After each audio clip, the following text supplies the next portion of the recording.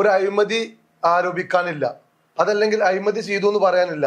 വ്യക്തിപരമായ കാര്യങ്ങളിലേക്കാണ് LDF ഇപ്പൊ MLA പറയുന്നത് പോലെ തന്നെയാണ് പഞ്ചായത്ത് ഭരണസമിതിയും പറയുന്നത്.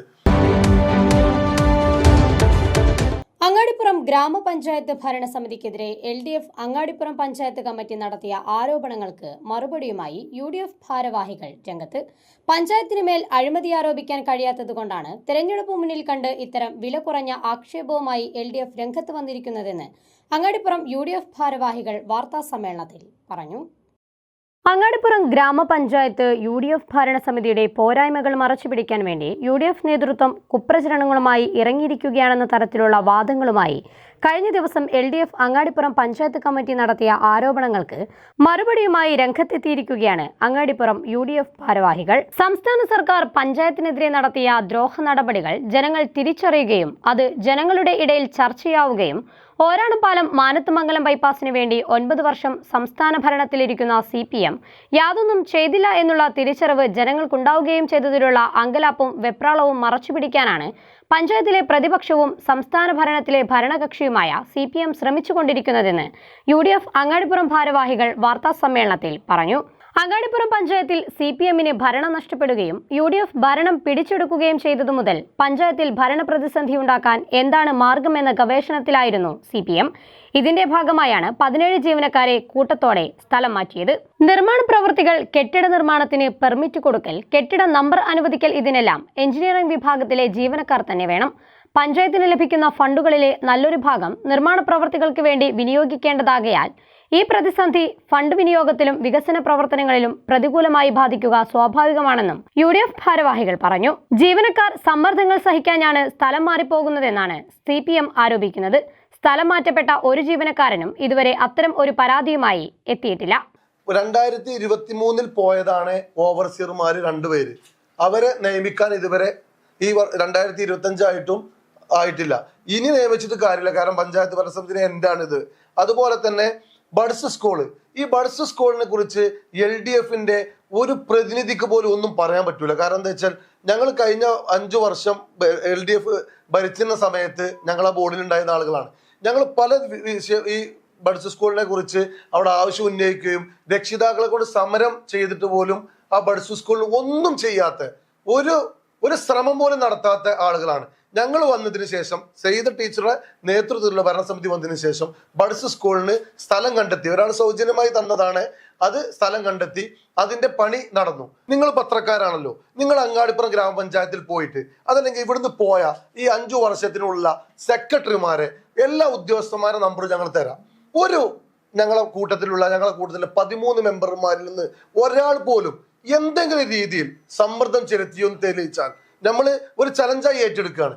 നമ്മൾ എന്തെങ്കിലും രീതിയിൽ പഞ്ചായത്ത് പ്രസിഡന്റോ വൈസ് പ്രസിഡന്റോ സ്റ്റാൻഡിംഗ് കമ്മിറ്റി ചെയർമാനോ മെമ്പർമാരോ ആരെങ്കിലും ഒരാൾ ഏതെങ്കിലും രീതിയിൽ സമ്മർദ്ദം ചെലുത്തിയിട്ടോ എന്ന് തെളിയിക്കാൻ നമ്മൾ CPMനെ വെല്ലുവിളിക്കുകയാണ്. കാരണം അങ്ങനത്തെ രീതിയിലുള്ള പ്രശ്നങ്ങളില്ല.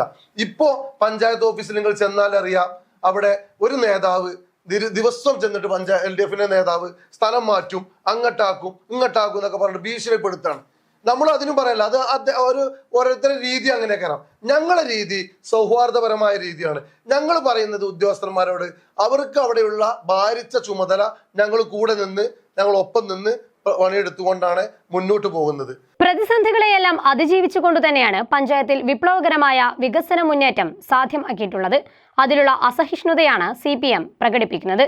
അഴിമതിയുടെ കറപുരളാത്ത ഭരണസമിതിയാണ് സയ്യിദ് ടീച്ചറുടെ നേതൃത്വത്തിലുള്ള അങ്ങാടിപ്പുറം പഞ്ചായത്ത് ഭരണസമിതിയെന്നും ഭരണസമിതിക്കെതിരെ ഒരാരോപണവും ഉന്നയിക്കാനില്ലാത്തതുകൊണ്ടാണ് വ്യക്തിപരമായ ആക്ഷേപങ്ങൾ LDFന്റെ ഭാഗത്തു നിന്നും നടത്തുന്നതെന്നും LDF നേതാക്കൾ ഉദ്യോഗസ്ഥരെ സ്ഥലം മാറ്റുമെന്ന് ഭീഷണിപ്പെടുത്തുകയാണെന്നും അങ്ങാടിപ്പുറം ഗ്രാമപഞ്ചായത്ത് വൈസ് പ്രസിഡന്റ് ഷബീർ കറുമുക്കിൽ പറഞ്ഞു. അതിലെ അവര് ഉന്നയിച്ചത് വ്യക്തിപരമായ കുറെ ആക്ഷേപങ്ങളാണ്. വ്യക്തിഹത്യയാണ് നടത്തിയിട്ടുള്ളത്. പഞ്ചായത്തിന്റെ ഒരു വൈസ് പ്രസിഡന്റ് നിലക്ക് ഞാൻ വിദേശത്തൊരു 38 ദിവസം ഈ 5 വർഷക്കാലത്തിനുള്ളിൽ പോയിട്ടുണ്ട്. 38 നമ്മളെ പാസ്പോർട്ട് രേഖകളൊക്കെ പരിശോധിച്ചത് 38 ദിവസം മാത്രം. അത് നമ്മൾ നമ്മളെ സ്വകാര്യ ബിസിനസ് സംബന്ധമായ വിഷയമാണ്. ഒരു പഞ്ചായത്ത് പ്രസിഡന്റിനെയോ അല്ലെങ്കിൽ സ്റ്റാൻഡിംഗ് കമ്മിറ്റി ചെയർമാൻമാരെയോ മെമ്പർമാരെയോ ഒരു അഴിമതി ആരോപിക്കാനില്ല, അതല്ലെങ്കിൽ അഴിമതി ചെയ്തു എന്ന് പറയാനില്ല. വ്യക്തിപരമായ കാര്യങ്ങളിലേക്കാണ് LDF ഇപ്പൊ MLA പറയുന്നത് പോലെ തന്നെയാണ് പഞ്ചായത്ത് ഭരണസമിതിയും പറയുന്നത്. അതുപോലെ തന്നെ 2023 പോയതാണ്. ഈ കോടികൾ നഷ്ടപ്പെട്ടു എന്നത് ഒരു വസ്തുതയാണ്. കാരണം പിന്നെ പ്രതിപക്ഷത്തിന്റെ മെമ്പർമാരെ സ്ഥിതി എന്താ വെച്ചാൽ പ്രസിഡന്റിനോട് പറയും, നിങ്ങൾ ഇവിടെ നോക്കു കുത്തിയാണ് കെട്ടാണ്. ഞങ്ങൾ 13 പേരും ഒറ്റക്കെട്ടായി ഞങ്ങളുടെ UDFന്റെ, ലീഗിന്റെ, കോൺഗ്രസിന്റെ ഒക്കെ നേതൃത്വത്തിൽ ഒറ്റക്കെട്ടായി. ഞങ്ങൾക്ക് ഒരാൾക്കൊരു വ്യക്തിക്ക് ഒരു തീരുമാനമല്ല, എല്ലാവരും അവിടെ ഒരുമിച്ചെടുത്ത് ഒരു വ്യക്തിക്ക് ഒരു ഭരണം കൊണ്ടുനടക്കാനായില്ല. അതവർ പറയുന്നത് ശരിയാണ്. പ്രസിഡന്റും വൈസ് പ്രസിഡന്റും സ്റ്റാൻഡിംഗ് കമ്മിറ്റി ചെയർമാൻമാരും മെമ്പർമാരും ഒരുമിച്ചാണ് ഭരിക്കുന്നത്. അതിന് കഴിവുള്ള സമയമുള്ള ആർക്കും ഏത് സമയത്തും അവിടെ നിഷ്പക്ഷമായി പ്രവർത്തിക്കുക. അഴിമതിയുടെ കറപുരളാത്ത ഒരു ഭരണസമിതിയാണ് അങ്ങാടിപ്പുറം ഗ്രാമപഞ്ചായത്തിൽ പഞ്ചായത്ത് പ്രസിഡന്റ് സെയ്ത ടീച്ചറുടെ നേതൃത്വത്തിൽ നടന്നുകൊണ്ടിരിക്കുന്നത്.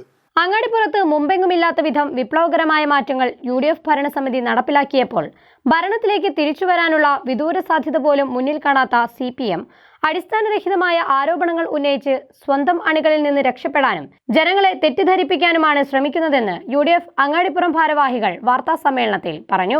വാർത്താസമ്മേളനത്തിൽ ഉമർ അറക്കൽ, അബു താഹിർ തങ്ങൾ, കളത്തിൽ ഹാരിസ്, ഷബീർ കറുമുക്കിൽ, സുനിൽ ബാബു തുടങ്ങിയവർ സംബന്ധിച്ചു. ചാനൽ 10 പെരിന്തൽമണ്ണ.